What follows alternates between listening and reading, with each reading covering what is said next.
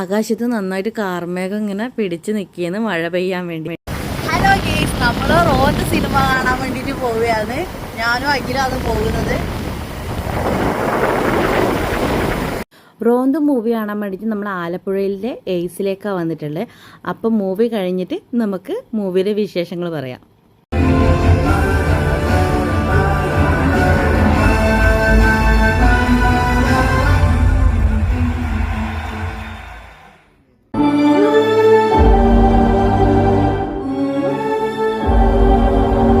ഇൻ്റർവെല്ലായപ്പോൾ നമ്മൾ ഓരോ കോഫി വാങ്ങി. എനിക്ക് ഇതുവരെ തോന്നിയത് നൈറ്റ് പെട്രോളിംഗ് നടത്തുന്ന 2 പോലീസുകാരുടെ ലൈഫും അവരുടെ ഡ്യൂട്ടിയും ഒക്കെയാണ് ഇതിൽ കാണിക്കുന്നത്.